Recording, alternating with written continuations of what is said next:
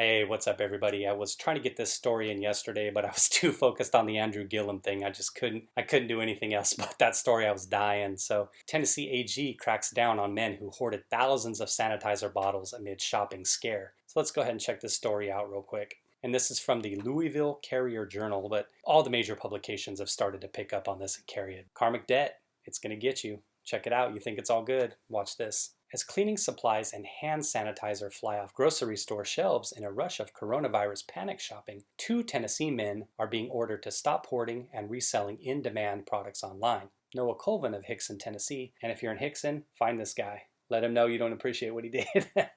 Took a 1,300-mile road trip in early March across Tennessee and Kentucky, racking up thousands of bottles of hand sanitizers to resell online. Meanwhile, his brother Matt stayed at home, waiting for pallets of antibacterial wipes and even more sanitizer to be shipped, according to the New York Times. The two then sold sanitizer online at a steep markup, $8 to $70 a pop. But Amazon quickly removed their listings amid a larger effort to stop coronavirus-related price gouging. Now, the brothers have reportedly more than 17,000 bottles of hand sanitizer and 2 attorneys general who demand they stop buying more. This is good. And this is actually an update from the story yesterday. I didn't see this part until today, so this is the good part right here. On Saturday night, Tennessee Attorney General Herbert Slattery III announced his office had ordered the Colvins to stop buying and selling while they're investigated for price gouging. We will not tolerate price gouging in this time of exceptional need, and we will take aggressive action to stop it, said Slattery in a press release.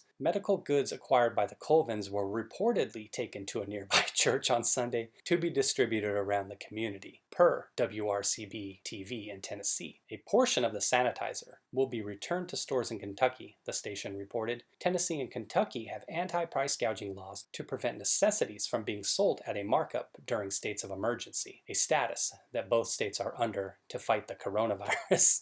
Hey, brothers Colvin, that's what you get, not knowing the laws. Price gouging laws in your states in the state of emergency.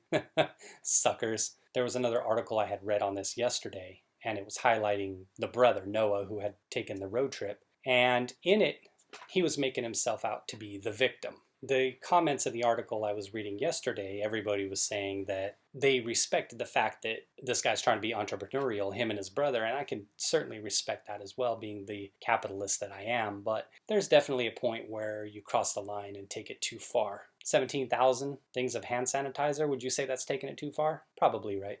I certainly think that him going on this road trip, putting in his time, labor, gas, all of that stuff costs money, listing auctions, shipping stuff out, that's definitely something that costs money and you got to be compensated for your efforts. However, there's a point where it becomes too greedy. Now, what's that point?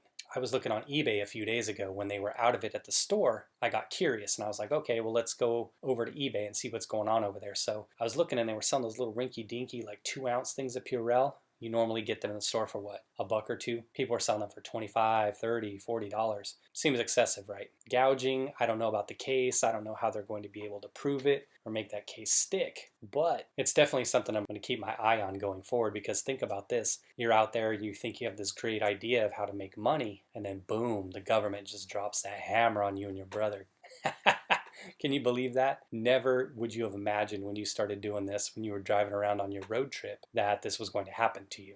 But again, back to the other article I was reading in the comments, people seem to be saying the same thing, like, hey, I can respect the entrepreneurial side of it all. But at some point, it becomes excessive. And when you're taking advantage of a situation, an emergency, I don't know. I mean, hand sanitizer to me, wipes, I guess I see it as an emergency. I see a lot of the more mass hysteria caused by the media, and they love stirring it up so they can get everybody riled up and get views and clicks on their articles and eyeballs on their stuff for a change. A lot of it seems orchestrated to get people riled up, and now with everybody having to be at home, everybody has to watch that news now, or everybody has to tune into these channels on whatever platform you watch your videos on. I don't get the whole hysteria of the toilet paper, the wipes, the hand sanitizer. Buy a bar of soap. Maybe that's out in stores as well, but I wash my hands with soap. Granted, I have some of that hand sanitizer in the car. I don't know. If I was out there and there were a couple different things on the shelves and I had to pick one, I'd take a pack of soap over that hand sanitizer. That's just me.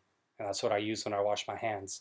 So getting back to the article once again, though, he was in the article and it was trying to make him seem like he was the victim, and he really felt like he was the victim. The way he told the story, he was like, oh, I'm just out here trying to make a better living for me and my family, and they show him with his wife and kid, and that's cool. I get all that. I get the entrepreneurial side. I definitely love the fact that he had this idea that was making him money, and he had been doing it for a while. So he did do pretty well in terms of money, him and his brother. But there does come a point where the government's going to crack down on that app.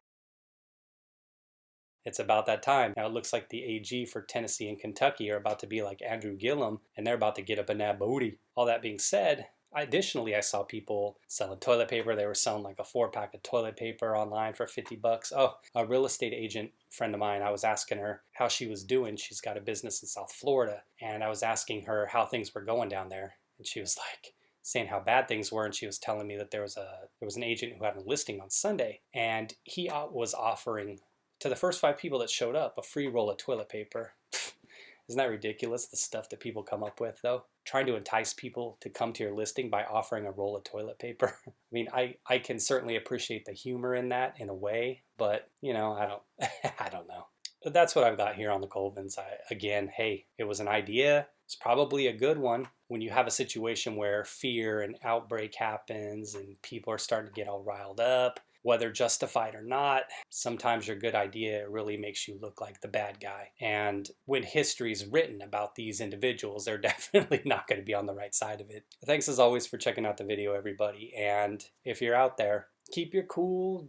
You know, you don't need to buy 50 million hand sanitizers and 18 things of toilet paper. Just get enough to last you. Save some for the next person. Hey, take it easy, everybody out there. Be safe, be smart, and just keep yourselves healthy, everybody. Take care and have a good rest of your day.